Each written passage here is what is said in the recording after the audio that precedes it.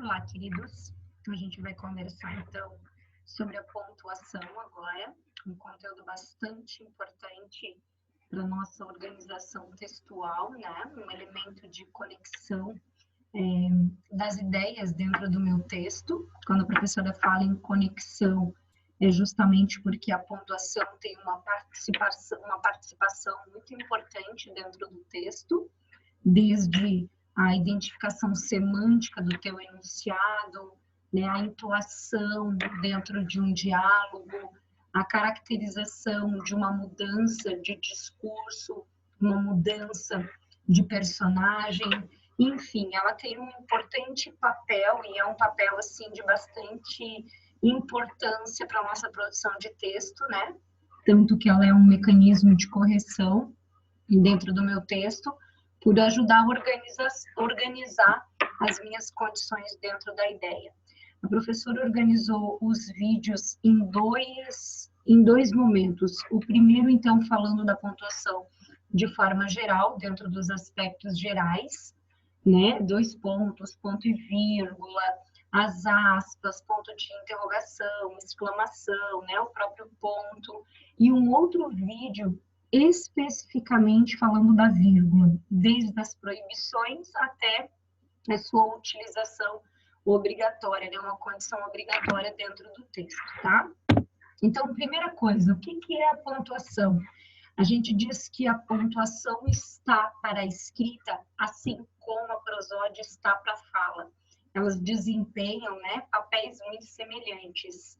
A prosódia, por exemplo, ela dá o ritmo, a entoação, a pausa, né, os limites da unidade de sentido, limite sintático dentro do texto. E a pontuação desempenha esse mesmo papel dentro da escrita, né? Dá essa condição de tom, de voz, né? O ritmo da minha leitura, as minhas pausas necessárias dentro do texto e pausas muitas vezes como consequência de recursos expressivos. Então, ele é um demarcador e um sinalizador dessas nossas estruturas, tá? O meu ponto, a gente costuma atribuir a ele uma nomenclatura de simplesmente ponto. Mas, na verdade, a gente tem um ponto que é um ponto final, um ponto de frase e existe até o ponto de término de parágrafo. Ele é usado da mesma forma, segue os mesmos ritmos de regra, mas existem diferenças, né, entre um ponto final, um ponto de parágrafo e um ponto que seja um limite de frase.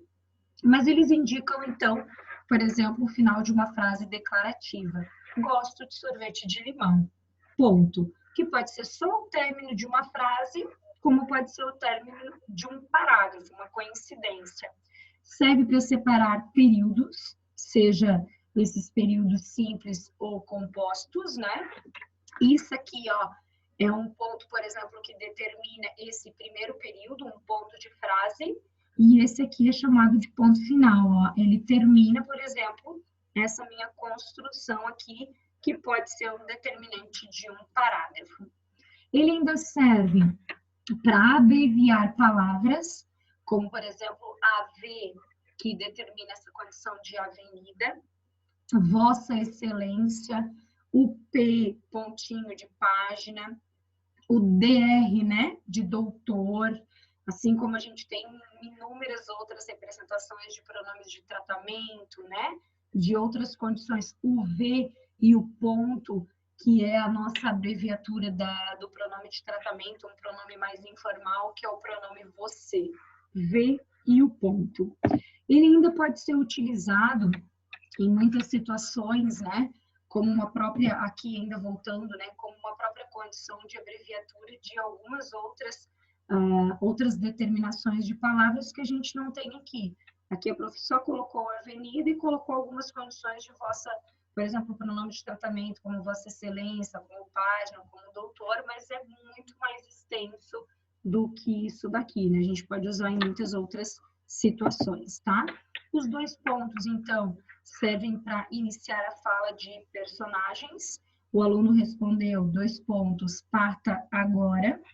A gente pode usar os 2 pontos antes de apostos, né? Ou orações subordinadas substantivas que sejam apositivas, enumerações ou sequências de palavras que, porventura, pode explicar até ou resumir uma ideia anterior. Como, por exemplo, esse é o problema dos caixas eletrônicos, 2 pontos. Não tem ninguém para auxiliar os mais idosos. Anote o número do protocolo, 2 pontos. E aí, uma ideia de enumeração, né?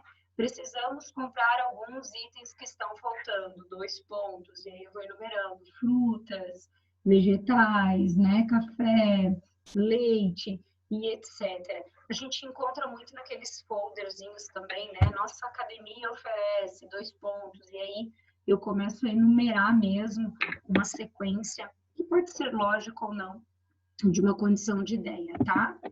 Antes dessas representações aqui, ó, de citação direta, uma citação dentro do texto, né? Quando a gente usa o que é uma citação direta, justamente quando você aborda aquilo que o autor, a qual você faz referência, né? Sem que aquilo ocasione, por exemplo, um plágio. Então, eu vou dizer justamente, como dizia Vinícius de Moraes, 2 pontos, que o amor não seja eterno, posto que é chama, mas que seja infinito enquanto dure. Então, uma citação direta de um autor, de um texto, de um objeto de pesquisa, né, ou de um pesquisado, um ser, né, pesquisado em questão. As referências que a gente tem, as reticências, aliás, para indicar dúvidas ou hesitação. A gente diz que muitas vezes dentro do texto, dos nossos diálogos, as representações dos textos, por exemplo, que muitas vezes a gente tende a ler, às vezes ele organiza até uma condição de um pensamento, né? Uma pausa, uma ruptura de ideia, uma sequência que possa vir a ter em seguida. A gente encontra isso muito na literatura infantil, nos livros de educação, né, de representação infantil mesmo, de literatura, e a gente encontra também na nossa literatura infanto-juvenil, né, literatura adulta. É uma característica, às vezes, até do próprio autor. Tem autor que tem por característica a utilização desses 2 pontos, né, dessa reticência. Outros já não utilizam com certa frequência. Mas essa ideia de interromper uma frase, né, que esteja sintaticamente incompleta é bastante comum. Sabe, reticências, andei pensando em uma coisa, mas não é nada demais. Então, ele vai trazendo, às vezes, aquela hesitação, eu não tenho certeza se eu quero abordar esse assunto com você. Então, até uma forma de aproximar o leitor com o personagem do meu texto. Quem sabe se tentar mais tarde, né? Reticências. Pode também servir para concluir, então, uma frase gramaticalmente incompleta, com a intenção de estender a reflexão, ó, como a gente tem aqui, tipo assim, eu vou deixar para o leitor tomar a sua interpretação dentro desse meu texto. Então, sua tez alva e pura como um foco de algodão, tingia-se nas faces de uns longes cor-de-rosa. Suprimir palavras em uma transcrição, quando penso em você, menos a felicidade. Então, eu oculto, né, através, de repente, da própria condição da elipse, eu vou ocultar um termo e a ideia é realmente deixá-lo oculto, deixá-lo escondidinho ali dentro, né? A reticência, mais do que nunca, é um recurso de linguagem empregado com a intenção dessa participação entre leitor e escritor, essa aproximação, né? Um cunho assim muito intimista. É bastante característico da Cecília Meirelles, da Clarice Lispector, né? Que elas já têm essa característica intimista. O parênteses, então, serve para isolar palavras, às vezes frases intercaladas de caráter explicativo, né? Datas também podem substituir a vírgula ou travessão. O aposto, por exemplo, ele tem por característica essa ideia de vir isolado dentro do texto quando ele é um aposto explicativo. Então, a gente tem a tendência de colocar entre vírgulas. Esse entre vírgulas pode ser substituído pelo parênteses e pode ser substituído pelo travessão. Eu digo que é uma coisa que depende muito da fase em que a gente se encontra. Por exemplo, a vírgula, ela é muito escolar, muito nesse nosso período em que a gente se encontra. Quando a gente avança um pouquinho, vai para a academia, né, que vai para a universidade, universidade, que a gente passa a ver textos mais científicos, vocês vão perceber que é bastante comum o uso do parênteses e do travessão. Então, é uma condição que às vezes até depende muito do gosto, né? Mas data é bastante comum. Então, Manuel Bandeira não pôde comparecer à Semana de Arte Moderna, em 1922. Uma manhã, lá no Cajipió, Joca lembrava-se como se fora na véspera. Acordara depois de uma grande tormenta no fim do verão. E aí, a própria representação aqui, né, da nomenclatura, do livro, de uma característica, de onde veio isso dali, a gente também tende a colocar entre parênteses, tá? Ponto de exclamação, marca, antes de mais nada, a ideia do vocativo, né? Ana, boa tarde. Então, Ana é o meu vocativo. Eu coloco depois daquilo ali, às vezes até como uma condição para dar o tom que eu costumo atribuir ao meu vocativo, porque a gente tende a dar esse aumento, né? Ritmado, quando você chama alguém, quando você dá destaque para alguém, quando você quer, né? Manter acesa aquela função fática, né? Aquele canal de comunicação aberto. Então, como a gente muitas vezes não tem o tom que eu tenho na oralidade, eu coloco o ponto de exclamação na escrita para essa representação. Então, em final de frases imperativas, cale-se, feche a porta, né? Venha. Após interjeição, ufa, que alívio. Após palavras ou frases de caráter emotivo, expressivo, que pena, que dó, né? Ô dó. Então, é bastante comum um pontinho de exclamação. O ponto de interrogação, então a gente usa em perguntas diretas, bastante comum, ao lado de muitas vezes, né? Ao lado de pronomes interrogativos. Quantos anos você tem? Às vezes, o ponto de exclamação é utilizado para dar ênfase, então a gente até o utiliza em conjunto com o ponto de exclamação. Não brinca, é sério?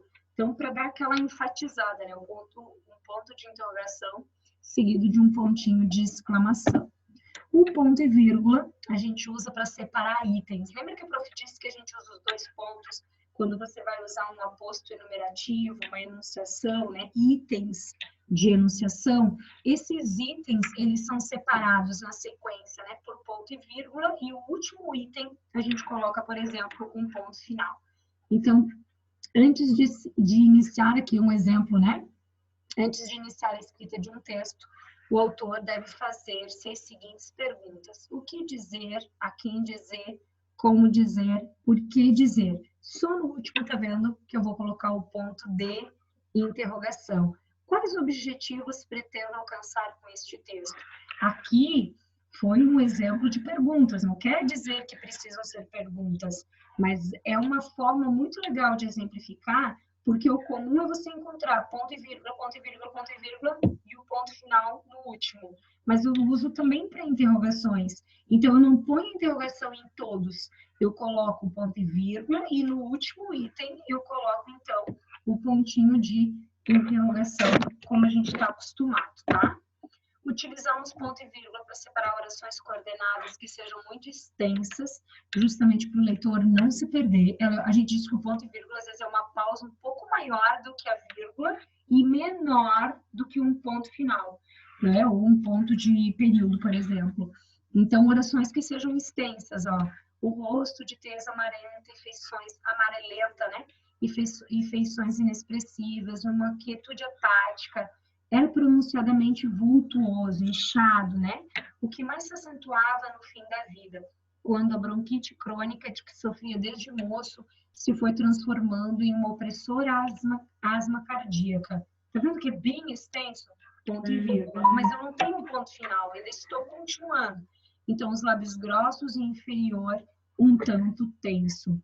E aí a gente tem aqui um exemplo, né, de um ponto e vírgula que consiga marcar, de certa forma, essa condição de período um pouco mais extenso do que a gente está acostumado, tá?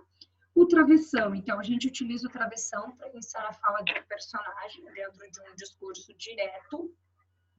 Lembra que o direto é quando você tem a interferência do próprio personagem na fala, e o discurso indireto é quando o narrador faz, às vezes, do personagem, né? O narrador fala aquilo que o personagem de repente citou dentro do texto. Então, a gente usa o travessão para iniciar essa fala do personagem. A mãe perguntou ao filho, 2 pontos.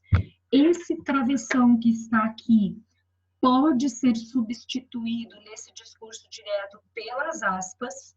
Então, eu posso trocar isso daqui pela aspa aqui, tá? Boto aqui e coloco aqui e ele tem a mesma função, tá? Utilizamos o travessão para indicar mudança de interlocutor dentro dos diálogos, né? Filho, você já fez a sua lição de casa? E aí, um outro, tá vendo? Não se preocupe, mãe, o filho falando, ó, já está tudo pronto. Então, os personagens dentro do meu texto, à medida que eles vão se intercalando na fala, a gente vai também inserindo um novo travessão, tá? Utilizamos o travessão para unir grupos de palavras que indicam itinerários, né? Nomes de lugares, Ponte, Rio, Niterói, essa coisa meio fenizada até, né? Mas a ideia de indicar itinerário, por exemplo, Belém a Brasília, São José, Floripa, aí a gente coloca ali, né? Rodovia, ó, Belém, Brasília. Então, tá ligando lugares. Também para substituir a vírgula em expressões ou frases explicativas, como a Pro falou daquele aposto, né? Posso colocar a vírgula, posso colocar o travessão, posso até colocar o parênteses, né? Pelé, o rei do futebol, um aposto explicativo, anunciou sua aposentadoria. As aspas, então, desculpa, são utilizadas com as seguintes finalidades. Primeiro, isolar palavras ou expressões que fogem à norma culta, como, isso aqui é muito importante, tá? Gírias, estrangeirismos dentro do texto, palavrões, neologismo, arcaísmos, expressões populares, como aqui tem um exemplo, né? A aula do professor foi irada. É uma gíria, uma expressão popular, então eu ponho entre aspas, né? Ele me pediu um feedback da resposta do cliente. Um estrangeirismo, a gente tem que um estranho no ninho, né? Uma palavra de inglês, então, inserida dentro do texto, tá? Indicar uma citação direta. Ia viajar, viajei 34 vezes, às pressas, bufando, com todo o sangue na face, desfiz e refiz a mala. Então, uma citação direta, por exemplo, de um trechinho do livro. Fique atento. Caso haja necessidade de destacar um termo, isso aqui é legal, a gente diz que são as aspas dentro das aspas. Quando você já tem uma citação, como por exemplo aqui, ó, ia viajar, até refiz as malas. Mas de repente eu coloco aqui dentro uma palavra que seja utilizada de forma irônica, de repente um parágrafo que tenha um estrangeirismo, que tenha uma linguagem popular, às vezes uma gíria, que a gente quer tomar cuidado, tipo assim, mostrar que eu tenho consciência de que ela foge um pouquinho a minha naturalidade, né, da escrita, eu vou ter as aspas dentro de uma ideia que já tem aspas. Então, eu não posso utilizá-la dupla, eu uso uma marcação simples. Se eu precisar destacar, por exemplo, aqui, face, tá vendo? Sangue na face. Eu coloco só uma aspa aqui e só uma aspa aqui, que é o que a gente chama de marcação simples. Esta daqui, ó, é uma marcação dupla, tá? Então, dupla no começo e dupla no fim da minha citação, mas dentro dela eu cito com uma única representação de marcação simples, tá? Então, de uma forma geral, a gente abordou aí um pouquinho dos sinais de pontuação, e aí o próximo vídeo, o prof. fala especificamente da vírgula.